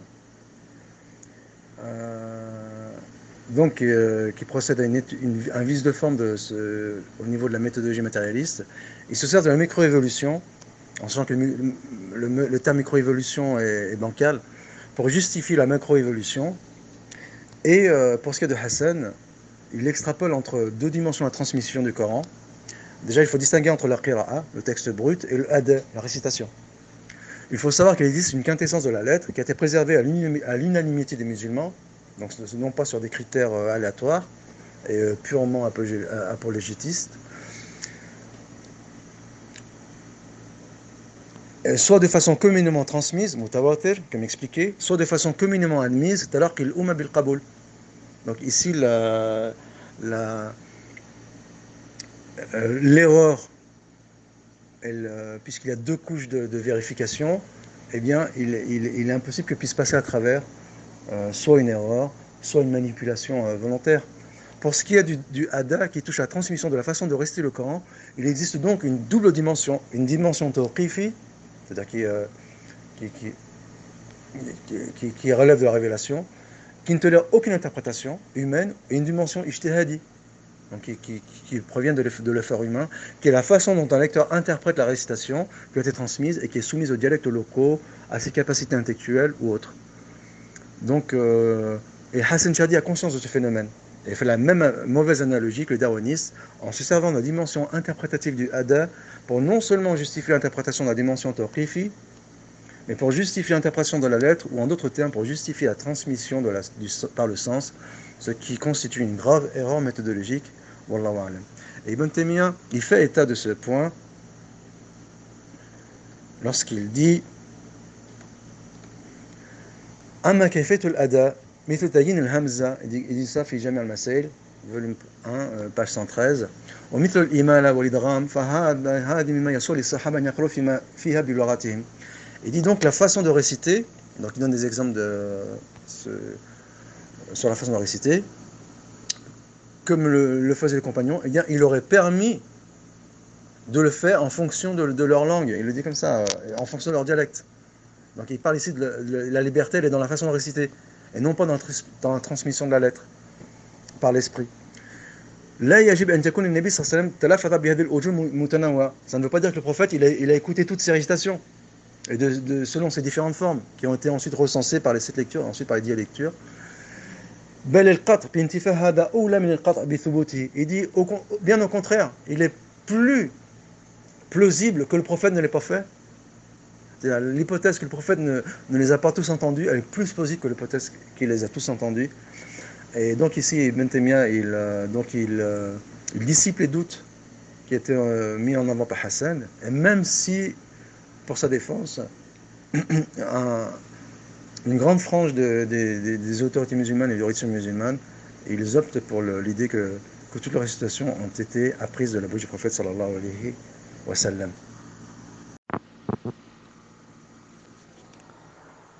Ensuite, Hassan, pour discréditer Zohri, il se sert d'une citation d'Ibn Hajar, ou du jugement d'Ibn Hajar al-Asqalani, qui classe Zohri parmi la 3e catégorie des mudallissines, c'est-à-dire ceux qui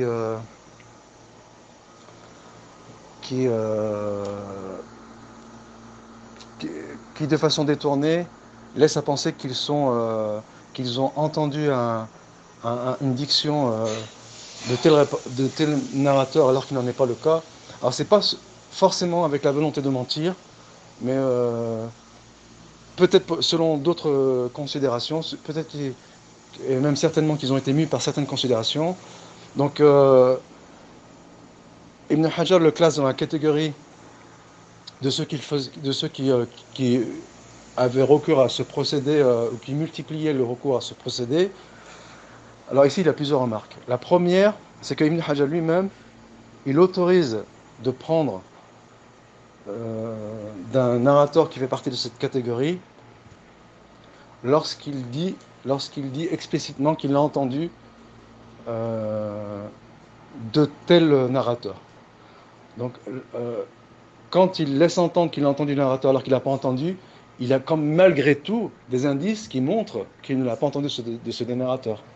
Ou bien de façon a posteriori, des enquêtes ont montré qu'il les avait entendus de ce narrateur, ou qu'il ne les a pas entendus de ce narrateur. Donc une fois qu'on a séparé le bon grain de l'ivraie, on est à l'abri de l'erreur. Ça, c'est une première chose. Donc, Ibn Hajar, il nuance son propos. Lui-même, il prend énormément de Zuhri, et donc il n'y a aucun doute là-dessus. Ça, c'est une première remarque. La seconde remarque, c'est que Hassan, il prend le jugement d'Ibn Hajar, parce qu'il convient à la théorie qu'il a échafaudée, après avoir éliminé des pans entiers puisqu'il a désormais la voie libre, il a éliminé des pans entiers de l'histoire islamique, donc pour déblayer le terrain en faveur des réformistes, et pour mettre en avant sa thèse que le Coran a été répandu par le sens et non par la lettre.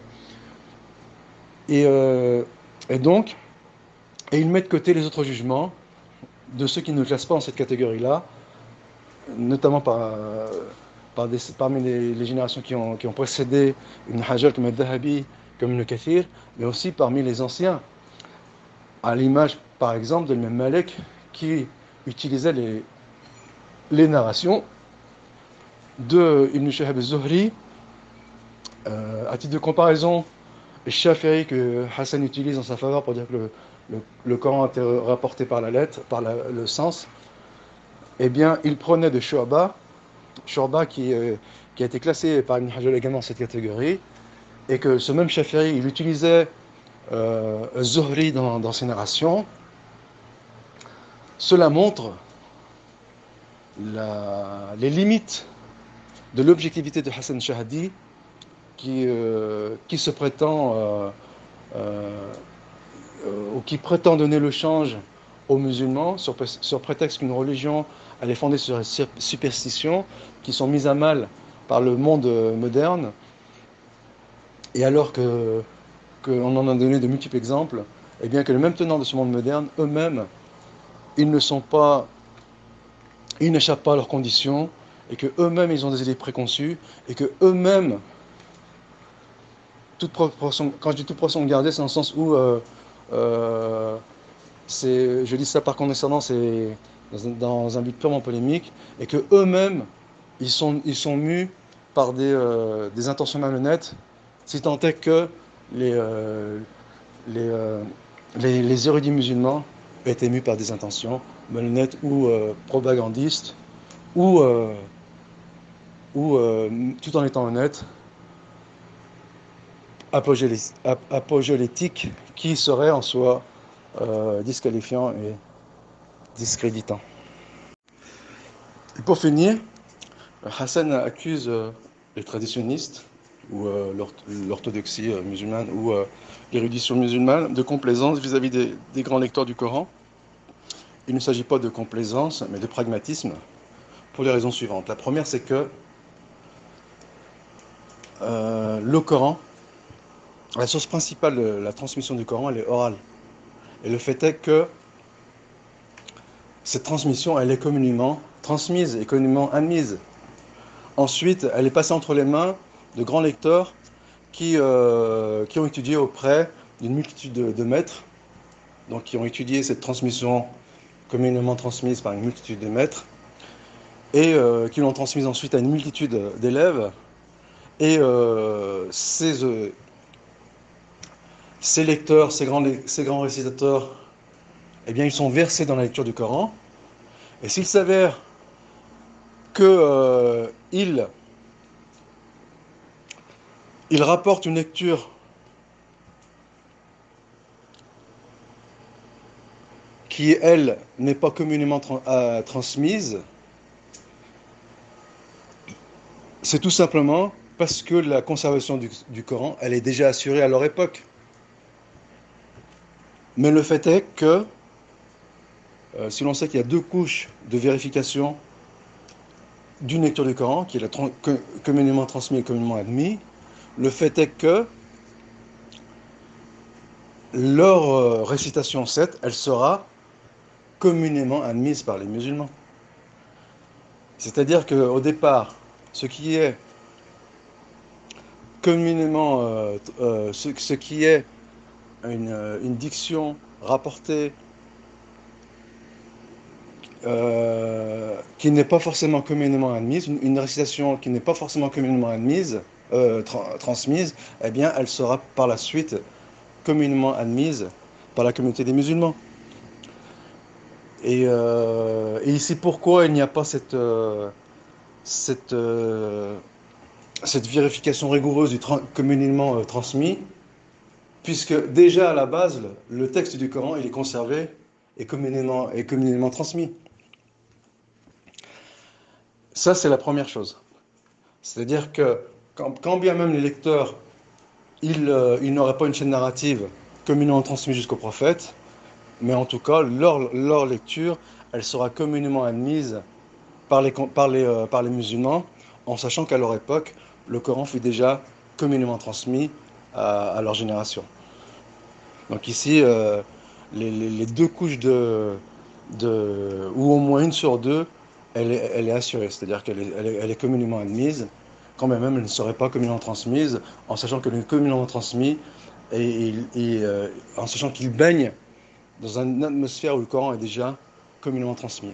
La deuxième raison pour laquelle les traditionnistes ont fait preuve de pragmatisme vis-à-vis de ces lecteurs, c'est tout simplement parce que ces lecteurs ne sont pas spécialistes en hadith, ils ne sont pas des traditionnistes, ou en tout cas ils ne sont pas des grands spécialistes de hadith.